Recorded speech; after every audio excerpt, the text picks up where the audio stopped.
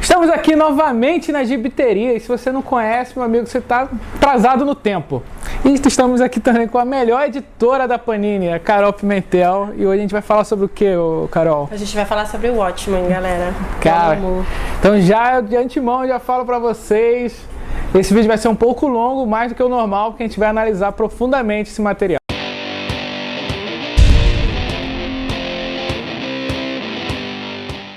Bom, antes de mais nada, Carol, pra você, um presentinho de Distopia pra você. Ah, gente, não acredito. Ok, da Guanabara. A gente ganha um prêmio do YouTube, quem ganha é você. Gente, que linda, que linda. Vou tirar do saquinho geral, não acredito. Falando do assunto e a gente agora... Ah, meu Deus. Vou sair correndo. Não, eu vou... Não sai correndo não, fica... Ah, meu Deus, ainda tem um Trooper, gente. Vou chorar. Pode deixar ele aqui? Deixa ele aí. Derrubar ele. Acompanhar a nossa jornada. Bom, galera, pra gente começar esse material que ele é extremamente profundo, vou dar um pouco da pincelada desse momento, né? A gente tá chegando aqui na década de 80. O Alan Moore ele só tinha trabalhado com um material com a DC nesse momento. Ele faz parte daquela grande jornada de vários quadrinistas europeus que migraram para o mainstream. E aqui o Alan Moore ele só trabalhou com o Monstro do Pântano, que vamos dizer assim, fez um sucesso mais do que o normal, né? A DC estava encantada pelo poder dele de criação, pelo poder dele de desenvolvimento, e ele ficou feliz, manda assim, e ele pôde escolher com qualquer desenhista, e ele escolheu o David Gibson, né, que era um cara que ele sempre teve. E o mais interessante nessa jornada é que ele não tinha, mesmo com esse prestígio todo, ele não poderia trabalhar com qualquer material, ele teria que criar algo. E ele ficou muito triste, ele ficou muito decepcionado com esse momento, porque ele queria trabalhar com a Liga Charlton. A Liga Charlton, que é pra gente a liguinha, né? A Liga da Justiça, a famosa liguinha. Nesse momento ele queria trabalhar com o Capitão Átomo e o Besouro Azul. E a gente vai ver muita semelhança nesse material. E a gente vai ver muito mesmo, cara, toda essa Liga da Justiça sendo representada de formas diferentes. E até aí você vai começar a ver esse detalhamento não só com os personagens, mas todo o universo remando junto. Até mesmo da transição da Era de Ouro para uma Era Moderna, ou seja, onde sempre eram os problemas, eram os encapuzados, que depois virou o universo, né? Tipo assim, a ameaça da galáxia, todo o universo. Então a gente vê toda essa transição no Watchmen, cara. Toda essa narrativa impressionante. E acho que um detalhe também é o lance de enquadramento, né? Eu acho que aqui foi um marco nesse enquadramento diferenciado, o cuidado que ele teve junto com o Gibbons para fazer aí, para mostrar direitinho exatamente o que ele queria, as nuances de narrativa. Ele não é um material, assim, simples de ler. Muita gente lê tranquilo, vai passando, mas você perde muito detalhe. Então eu acho legal essa proposta do Distopia da gente fazer essa análise, que a gente vai ver a fundo, então cada detalhe, cada nuance que a gente tem, e aí deixar o resto para vocês degustarem. E eu vou falar, cara, eu já tinha lido esse material, eu fiquei muito assustado quando eu reli de uma forma mais crítica, mas assustado mesmo, até agora, 15 minutos atrás, quando eu soube de uma coisa. É muito... Então a gente vai começar com as capas. Vamos. Todas as capas, ela é o primeiro plano e depois ele tem um próximo quadro, né? Sim. Nesse caso, então, para começar aqui, a gente já tem logo de cara que a gente chamaria de zoom out, né? Então você tem esse foco aqui com o bottom do comediante, e aí a câmera vai subindo os andares, você vai tendo uma noção de perspectiva. Então, algumas edições ela tem só a capa amarela com o borradinho de sangue, né? E aí você começa a ver, então, esse borrado, você vê toda a parte do sangue, você vê a calçada, você vai tendo uma perspectiva, então eles vão lavando a calçada, você vê o sangue, até a câmera chegar aonde a gente quer que chegue, que ali é o andar onde ocorreu o assassinato, o crime, mas até então a gente não sabe, né? Não, entendo. Isso você vai ver a rodo, principalmente no começo, porque segundo o Alan Moore, ele falou que no começo ele tinha um cuidado de, depois de ter feito todo o seu material, ele queria refazer o material, colocando alguns, não digo easter eggs, mas algumas referências que fariam, assim, sentido no futuro. Não só esses elementos, né, mas também as cores, que ele vai tratando de uma maneira, de uma perspectiva. Quem tá falando agora? Qual é o posicionamento da pessoa? É uma coisa mais clara, é uma coisa mais escura, é uma visão mais vermelha, é a visão do morto. Então, assim, ele vai brincando com todas E isso é muito importante, sério. As cores aqui, ela é muito crítica pela situação de tudo que você tinha falado e também pelo clímax. As cores quentes, as cores frias, elas podem te trazer algum sentido que não fazia antes. Logo nesse primeiro capítulo ainda a gente tem... Quando você começa a ver o comediante, você começa a ver tudo vermelho, né? Então essa parte da morte, do sangue, ele vai carregando tons de vermelho pra você e ele vai brincando com esses quadros. Então toda essa sensação de opressão, do vermelho, das nuances desses tons, eles vão te deixando comprimir. Essa asfixia, né? É uma asfixia. E toda vez que você sai pro plano normal, então pro presente, não pra cena reconstituída, você tem os tons mais claros, um tom mais verde, um tom mais natural, que é o que a gente enxerga no dia a dia, né? A gente não tá com essa visão do sangue escorrendo, sentindo que a morte está chegando. Então ele vai dando essas trocas logo no começo. E aí ele brinca o resto da edição inteira, que a gente vai ressaltar algumas coisas. Bom, como a gente está falando das cores aqui, esse aqui é um capítulo que me assustou muito, né? Já estava com a proposta de analisar, já tinha combinado, e foi um capítulo que a teoria das cores, ela bate muito. Não vou dizer que a teoria das cores por si só, né? Porque toda cor tem um significado, mas sim vamos pegar só as cores quentes e as cores frias. Nesse capítulo, é o capítulo 6, onde o Rorschach, ele está preso, então ele não é mais o Rorschach. E o quadrinho faz questão de dizer que ele é o Kovac. É o Kovac e vai mostrar essa visão ali. E, cara, você vai pegar as cores. O psicanálise, sim, ele vai estar sempre com cores quentes atrás dele. E o Rorschach, ou seja, o Kovac, ele vai estar com cores frias atrás. Porque ele não é mais o Rorschach. Ele foi preso e roubaram o seu rosto. Tiraram, né? A identidade, tiraram tudo que ele é. E então ele começa já num tom pastelaço, né? Um marronzinho claro ali pra dizer, cara, não, eu tô descolado dessa outra realidade. Não sou eu. Preto, não sou eu. E quando ele vai pegando esse negócio, né, pra quem não sabe, aqueles cards que tem em psiquiatria, né, são Rorschach, né, não sei se é cartões de Rorschach, alguma coisa assim. Eu acho que é alguma coisa assim, com aquelas manchas, né, que você vê alguma coisa, você... Aí ele vai, o psicanálise, ele tá empolgado, ele é famoso, no quadrinho ele diz que ele é rico, então ele vai estar sempre pressionando, então ele tá sempre quente, ele tá ganhando, ele tá conquistando o famoso assassino encapuzado. Imagina, então, pra carreira de psicologista, de psicanalista dele, vai ser Pô, ele tá bombando. Auge, né? E só que mal saber que isso acaba provocando, cara. Sim. Exatamente. E as cores frias que não vão ser mais frias, vão começar a esquentar. E vai trazendo o Rorschach de volta, cara. Tá puxando. E aí o que é mais interessante, cara? O psicanálise, ele tava quente, ele começa a esfriar. Sim. E quando ele começa a esfriar, muda, cara. Ele se torna a vítima. Exato. Porque, se você notar nos quadrinhos mesmo, a maior vítima não só aqueles que ele bate, né? São aqueles que retruca. Por exemplo, tu vê o Coruja, né? Quando o Coruja tá conversando, o que aconteceu com a gente? Vamos relembrar os velhos tempos. Aí ele fala, você desistiu, cara. Exato. Não aconteceu nada, você que desistiu. As palavras dele são muito mais fortes que as porradas, né? Exato. Então, você vê o Rorschach ressuscitando aqui nesse capítulo, cara. E é lindo, né? Porque através... Ele mantém uma calma, ele é centrado o tempo todo, ele não muda a expressão dele. Você vai vendo os quadros, são pouquíssimas expressões. Isso quando tá na frente do psicanalista. Então você tem essa... É uma empatia, ele não tá... Simplesmente ele não tem sensação, ele não tem sentimento.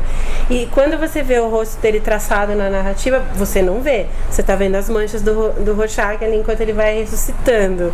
Mas você vê uma transformação no rosto dele pro final do capítulo. Ele começa a perder a calma, ele começa a perder aquele semblante frio das cores frias e trazer um semblante quente, ensandecido, trazendo as cores quentes. Cara, pra você ver como é que eu gritei, me esperneei tanto quando eu vi, porque eu até então não tava acreditando nessas cores, sabe? Uhum. Mas o último quadro é preto, cara, é todo preto. Tipo, acabou, é o fim, cara, morreu. O Kovac está morto, agora é o Rorschach. você vê até que ele tem um pouco mais de compreensão, até um Rorschach mais diferente, ele tem um pouco mais de compreensão com Coruja, ele sai mais estratégico, isso, é um outro Rorschach. E cara, quando sai o quadro preto, sério mesmo, velho, agora eu tô torcendo pra você estar estremecendo aí na cadeira, aí, porque foi muito louco pra mim. E aí eu pergunto, é nascimento ou é morte? Tá aí, ó. É muito legal. Muito louco, cara. Muito legal. Antes de mais nada, cara, esse capítulo que a Carol vai explicar é muito assustador, cara. É muita piração, mas cara, é um conhecimento muito maneiro, cara. E assim, eu vou brincar com vocês, assim, com algumas questões de física, mas a gente não vai adentrar isso, tá? Dá pra brincar muito mais, gente. O capítulo 4, você tem o Dr. Manhattan, ele já tá em Marte, com aquele pedaço da fotografia jogada no chão e tem uma pegada dele logo ali no começo, você não vê nada. Então, de novo, sempre essa brincadeira do zoom, sempre vai do micro pro macro, ele vai trazendo você, vai te ambientando na história. E aí você começa a ler, você tá agora então com as reflexões do Dr. Manhattan, ele vai conversando com ele mesmo, ele tá sozinho, então em pensamento ele vai conversando e vai discutindo uma série de fatos. O que aconteceu no passado? O que me trouxe pra cá? E você começa a ler essa narrativa e você vai vendo que as coisas entre passado e presente, elas vão se misturando. Aí você fica meio zonzo, não, tudo bem, tá, isso aqui foi a origem dele, então o pai relojoeiro, ele decide ser relojoeiro para seguir a profissão do pai, porque até então era o que era feito, e você começa a ver, e aí ao mesmo tempo ele fala do amor atual, do amor do passado, e aí você começa a ter uma narração completamente digressiva, mas ela não é digressiva linear, ela é uma narração digressiva totalmente ramificada. Você tem passado, presente e futuro misturado. E aí é quando ele questiona, né, pra você. Ele faz algumas perguntas no meio desse capítulo do tipo, o que é o tempo? Ele tá brincando com o tempo todo. E aí agora a física, eu pergunto pra vocês.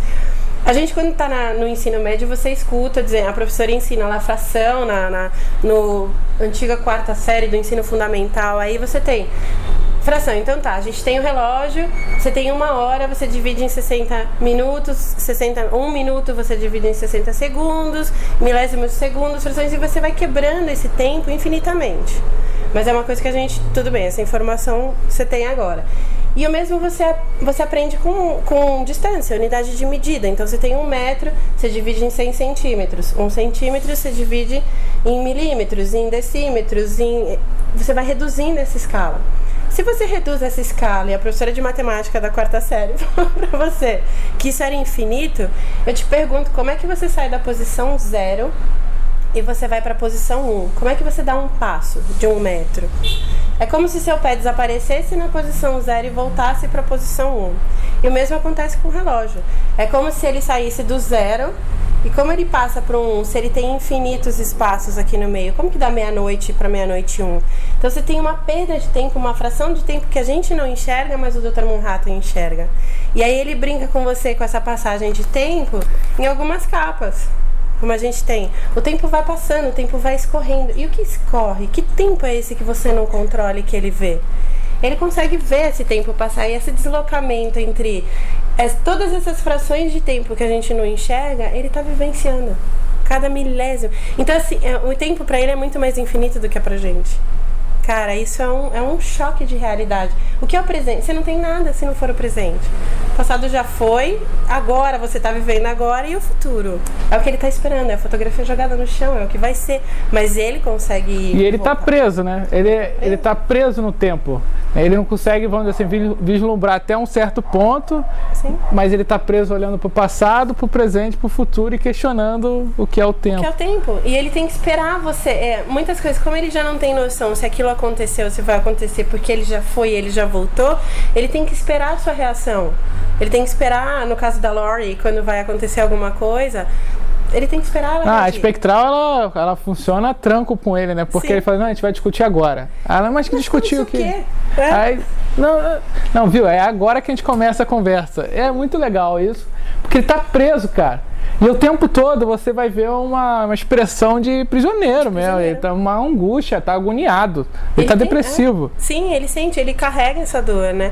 E uma coisa legal também da gente falar sobre ele é o símbolo, né? Que ele tem na testa. Ele fala, bom, você tem que escolher um símbolo, eu vou escolher um símbolo que faça sentido pra mim. E o que faz sentido pra mim? O que controla o universo? O que você tem em absolutamente tudo o que você analisa? É o hidrogênio. O hidrogênio não é à toa que ele é o primeiro, né, na tabela periódica, quando você tá analisando, porque ele está presente em todos os outros elementos. Do mais leve ao mais pesado, você tem a presença do hidrogênio, as pontes de hidrogênio, aquelas coisas que a gente odeia estudar. E basicamente, quando você tem o hidrogênio sendo fundido no interior, no núcleo de uma estrela, quando essa estrela explode numa supernova, que é um processo que a gente discute outro dia, quando você explode, ela, dependendo da massificação dessa estrela, né, da quantidade de massa que ela tem, se ela é uma gigante, uma super gigante vermelha, você produz elementos e ele solta tudo isso para o espaço. E aí, assim, o hidrogênio que está em você, ele foi feito numa estrela a milhares de bilhões, anos-luz de distância daqui, ele está presente em você agora. Então, assim, de uma maneira ou de outra, estamos todos ligados. Através do quê? Através do hidrogênio. E a gente pode falar que somos filhos das estrelas, e é por isso que faz tanto sentido para o Dr. Manhattan. Eu falei que seria assustador, não falei? É meio macabro isso aqui, cara. Não, eu fico pensando até no processo, de criação desse cara. Estudar isso para um capítulo, porque depois passou o capítulo, é outra circunstância. Né? E aí vem que é um choque gigantesco, que é a simetria, né? Simetria, meus amigos. Simetria é o mais fácil, vamos dizer assim, de pescar. Sim. Se você prestou muita atenção. Eu não prestei atenção na primeira. Nem tanto. Até a simetria, ele nasceu por causa da maldade do Alan Moore, já de querer fazer essa simetria, de ter alguma coisa que referenciasse o final, ou uma, sei lá, como a frase do Rorschach, né, do preso, né? Sim. Como você tá, Rorschach? Eu tô preso. E no começo, a conversa com o Coruja, como você está, Rorschach? Não estou preso. É uma conexão de mais de 100 páginas, que, quando assim, datado é quase um ano. Sim. De diferença, de publicação. E ele foi feito sem querer. E essas coisas foram nascendo, e eles fizeram um concentrado full terrível simetria. Sim. Vamos partir para ele? Vamos. E acho que foi esse capítulo que deu toda essa discussão, essa vontade. Nasceu assim. Nasceu assim. E é lógico, como todas as boas ideias, nasceu num boteco. Então a gente estava num boteco, ela mostrou isso pra mim, eu falei, cara, a gente precisa fazer um vídeo sobre isso, cara, porque isso é muito louco. Então, de novo, ele começa com sempre um foco, né, um close em alguma coisa. E aí, para você perceber as nuances desse capítulo, você vai ter que ir brincando com a primeira página e a última página. Então a gente tem um foco aqui você não entende direito, parecem dois R's em oposição, com uns ossos cruzados embaixo, e aí você vai para a última página. O último quadro tem exatamente o mesmo reflexo, mais ou menos na mesma perspectiva. Só que o primeiro com o zoom bem fechado e o último quadro já mais aberto. E aí a brincadeira então começa na segunda página. Você tem 9 quadros dispostos entre apagado, aceso, apagado, apagado, aceso, apagado, aceso, apagado, aceso. Você vai para a última página e você conta no mesmo jeito. Então tá lá, aceso, apagado, aceso, apagado, aceso, apagado, aceso, apagado, aceso. E você vai lendo ele de trás para frente e você vai voltando as páginas. Então conta a quantidade de quadros. De novo, 9 quadros, 9 quadros. Você vai vendo isso pro meio. Então, mas aí a parte aqui tá mostrando, então, uma escadaria, a perspectiva de escada, sempre escuro, apagado, aceso, escuro. Pode ir fazendo essa conta, gente. 9 quadros, você vai ter 9 quadros em perspectiva. Dá um pause, pega lá teu Watchmen e vai acompanhando. Vão acompanhando. Vai voltando pro miolo. Aí você chega a mais uma página, então passa mais uma aqui. E essa aqui já começa a te surpreender. Então você tem um quadro grande em cima, 6 quadros embaixo. Um quadro grande em cima com o título, 6 quadros embaixo. Um quadro maiorzinho aqui, um quadro pequeno e 6 para baixo. Um quadro maior para dentro da página, um quadro pequeno na lateral e 6 embaixo. E aí você vai e as cores continuam. E as cores continuam, não deixa de ver a cor. E aí chega uma hora que você fala, cara, como é que ele vai resolver isso? Né? Porque ele tem que chegar no miolo, uma hora essas coisas vão se juntar. E aí você tem a única página dupla espelhada de todas as edições de Watchmen, para quem tem separado ou não, que aí você resolve em 3 quadros grandes na lateral, 3 quadros grandes, e você tem a melhor cena junta no splash page compridona. Ele é inteiro simétrico em termos de cor, em termos de divisão de espaço, tempo de narrativa, né, que são essas distâncias, o quadro maior, o quadro mais fininho, ou seja, ele tem exatamente em espelho, do começo ao final. Cara, ele é a terrível simetria, velho. É muito louco isso aqui. Isso aqui foi o que gerou toda essa discussão, viu? Foi quando a Carol me mostrou essa terrível. Tirando também tem alguns quadros que elas refletem, né? Uhum. São de imagem, né? Uma quando o Rorschach mostra o capuz e aparece no mesma contagem de quadro o mesmo capuz. Vamos dizer, essa simetria que eles estão colocando sempre vai estar enganchado quase todo todo ótimo, mas nesse capítulo, todos os quadros, todas as informações faladas, detalhes, jornais, tudo que está escrito ali é porque o autor queria que você lesse. É uma informação muito precisa. Então é muito legal você acompanhar tudo. É um material para ler com calma. Aquela narrativa que tem no quadrinho que o moço está lendo na frente da banca, as conversas que o jornaleiro está tendo na rua, tudo isso faz sentido. Todas essas coisas elas entram. E esse capítulo ainda ele vai mostrando, eu acho que é legal, porque enquanto você tem Ozymandias aparecendo de fundo em algumas cenas ali, algumas discussões, você tem um monstro sendo narrado nesse gibi. Então é com spoiler, a gente já sabe. Vai com spoiler, aqui é com spoiler, que é hardcore. não vou estragar, né? Mas você vê o nascimento de um monstro, né? Você tem o nascimento do cara, a frieza dele de pegar os corpos dos amigos, amarrar numa jangada. Cara, é a lei da sobrevivência. E é a mesma coisa. Isso é o quadrinho do cara que tá lendo. O quadrinho do cara que tá lendo. E enquanto o Ozymandias está acontecendo de verdade, né? Ali ele vai tomar o primeiro tiro, a gente ainda não sabe, os super-heróis estão sendo perseguidos, os encapuzados, né, estão sendo perseguidos. E o que vai acontecer? E por outro lado, tá nascendo um monstro. O cara tá jogando, e assim, ao mesmo tempo que ele amarra a jangada com pedaços de corpos para flutuar, porque o corpo flutua, ele tá cevando o mar, né? Ele tá atraindo o tubarão, porque esses corpos estão em decomposição. Você tá trazendo um animal carnívoro extremamente perigoso para dentro da onde você tá. Então tá trazendo para sua realidade. E é uma coisa que a gente não saca, né? Esses tiros que o Ozymandias vai levar nada mais são do que uma parte arquitetada do plano dele para nascer um monstro. Que monstro, né? Um monstro a gente vê mais pra frente, mas tudo isso tá interligado, cara. Essa natureza animal, essa sensação. E é um quadrinho que você vai lendo, você fica meio tenso, assim, em alguns momentos você questiona, cara, que frieza de fazer isso. Falando agora já das informações, já que você tocou no assunto, o Watchmen ele tem muita informação de plano de fundo, né? Muita. Tem o desenho dos personagens, normalmente, uma narrativa acontecendo ali e uma outra narrativa acontecendo em cenário. Por exemplo, existe várias transições, vários porquês.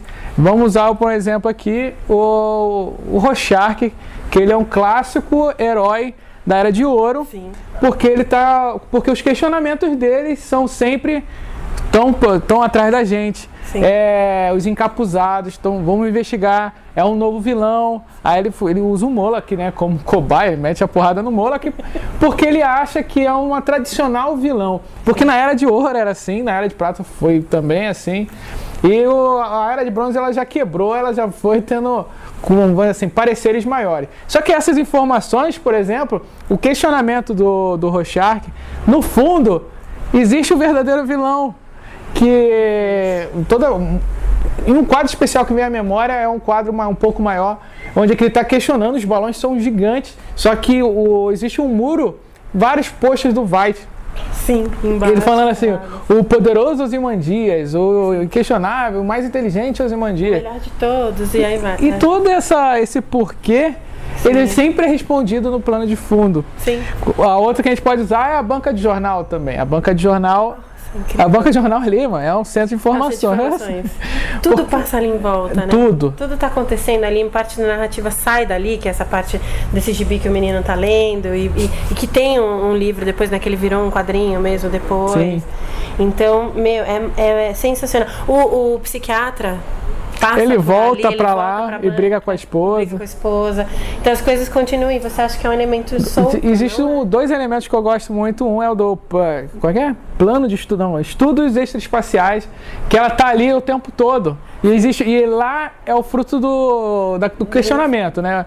Então lá, como a gente falou, é um centro de conhecimento, de informação, e como essa informação é precisa, a resposta está lá. Exato. A resposta está lá. Tá ali. E é muito legal, porque se você parar para pensar, essa é a resposta do final, do grande vilão. Porque ela já deu essa informação. E o outro que eu achei muito interessante é a plaquinha de radioatividade. Que você pensa que é o Dr. Manhattan, né? Foi por causa do Dr. Manhattan, né? Quando questiona que ele tá dando câncer para a população. Que é tudo, tipo, a culpa é toda dele, ele é o grande vilão, e aí você deixa, ainda vem essa plaquinha no fundo para você ter. Você atesta, não, tá certeza, o cara colocou ali.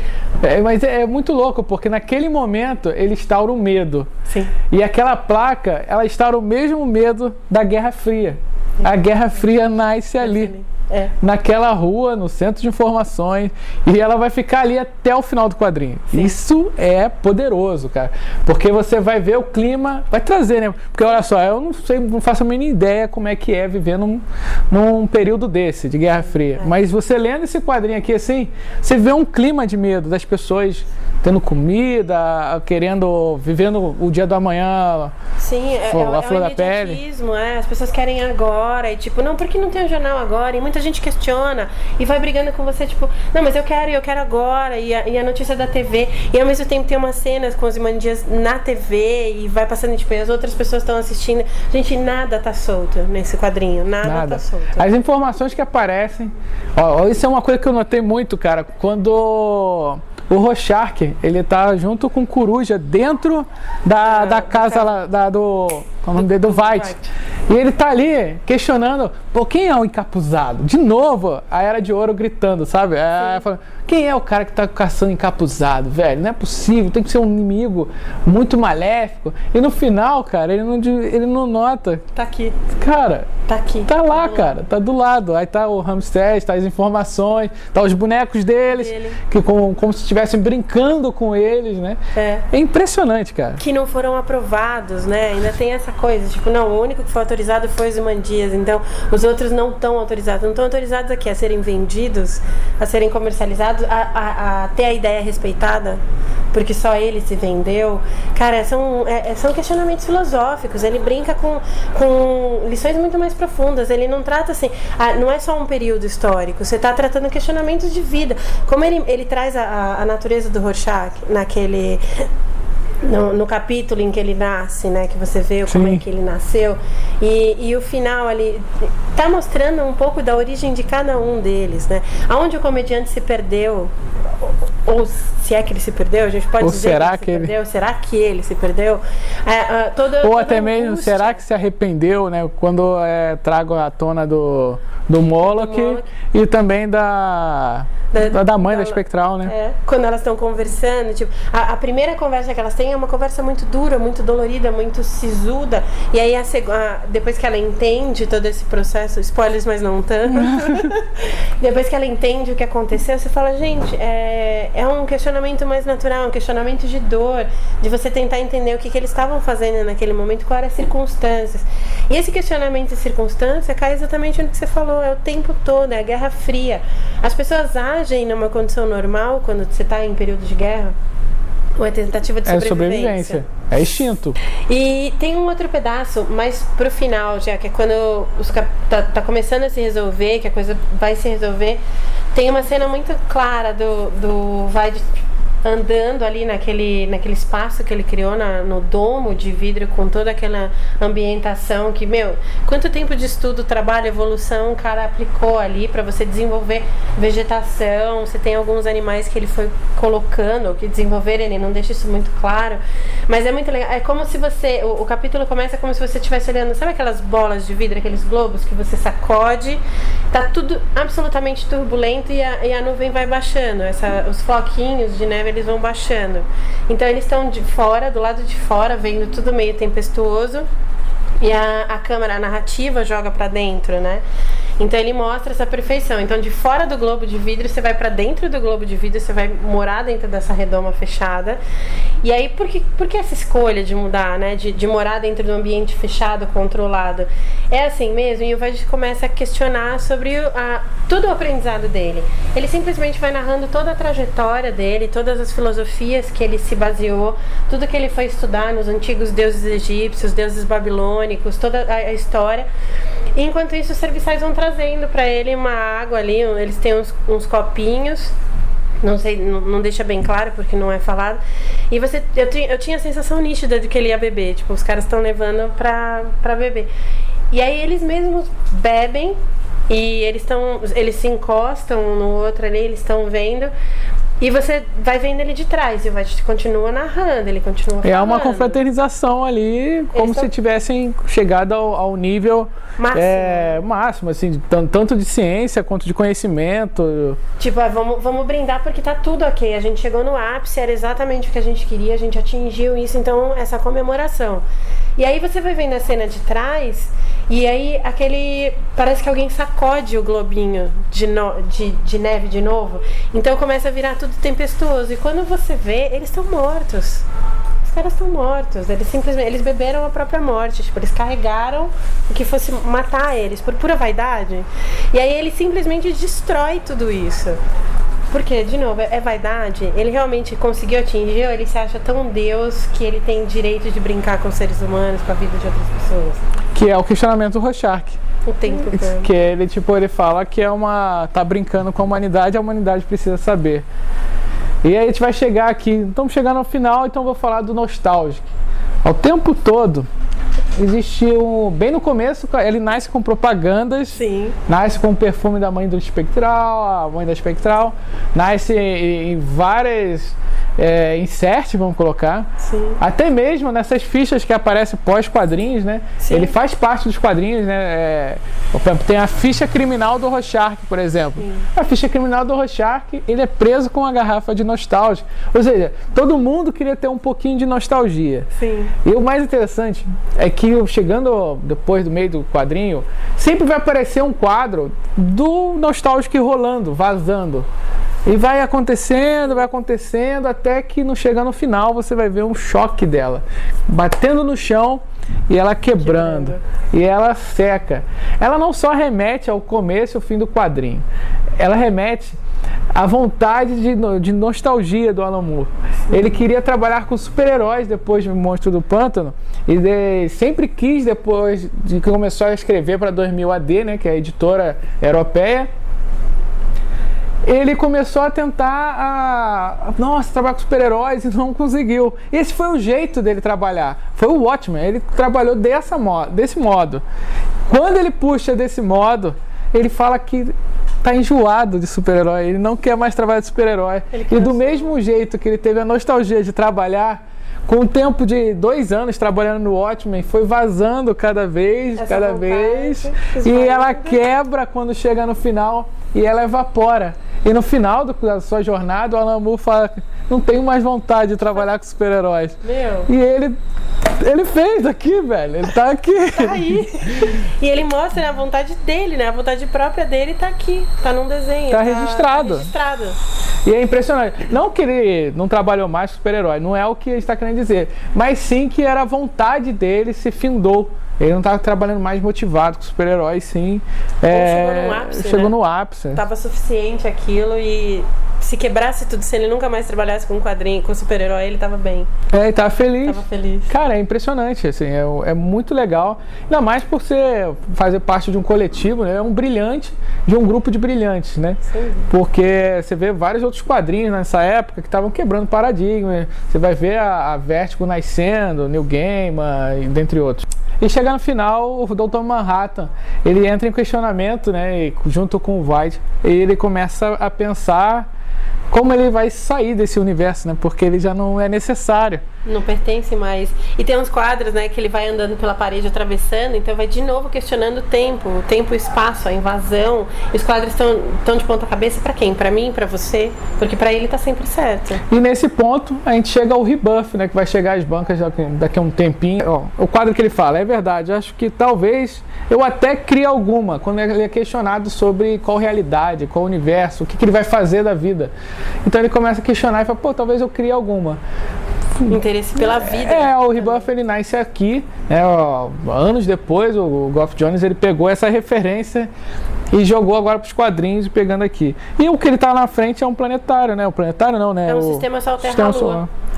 É um telúrio que a gente chama. Então, de novo, esse questionamento. Precisa dessa ordem, desse caos planetário, dessa estruturação de universo.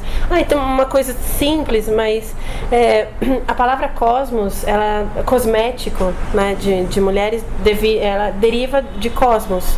E cosmos quer dizer ordem. Então, quando ele está na frente de um orbe com um planetário, simplesmente as coisas estão em ordem. Quando você tem o sistema de evolução, todos os planetas, os universos, quando nascem, tá tudo um caos. Do caos, você gera o cosmos. E é a mesma coisa, tipo, o rosto, um caos, você bota a ordem com o cosmético, com a coisa. Então, é sensacional. Tipo, ele botou ordem. Simplesmente ele tá olhando para uma nova estrutura de vida que ele vai criar. É isso. Meu Deus. Então, tem várias outras coisas que a gente poderia questionar, principalmente dos pequenos detalhes. A gente tentou trazer aqui os maiores detalhes que eu acho que vai fazer um pouco mais sentido a sua vida. Eu espero que vocês venham visitar aqui a Gibiteria, porque é o local do amor, é o local da glória, onde você consegue vários tipos de quadrinhos aqui. Sempre tem lançamento muito legal aqui, galera. Muita coisa bacana, a agenda da atividade da galera. Preço de capa vale muito a pena, tem muita coisa. Descontão. Não, pô, o maneiro do preço de capa, sempre quando eu mostro aqui os materiais assim, difíceis de achar, bem provável que eu peguei aqui na Gibiteria que não tem mercenário livre aqui. Então é bem legal. Então, brothers, eu espero que vocês deixem o seu like, realmente deixem o seu like aí pra motivar a gente a continuar fazendo esse tipo de vídeo um pouco maior. Comentar aqui embaixo suas opiniões, todas as suas vontades que vocês pegaram, seus gritos quando você pegou ali uma referência que a gente falou aqui. E foi muito legal fazer essas pesquisas. E compartilhar, meus brothers. Eu peço para vocês compartilharem esse tipo de informação que é muito legal, vai enriquecer várias outras pessoas. Um grande abraço e tchau!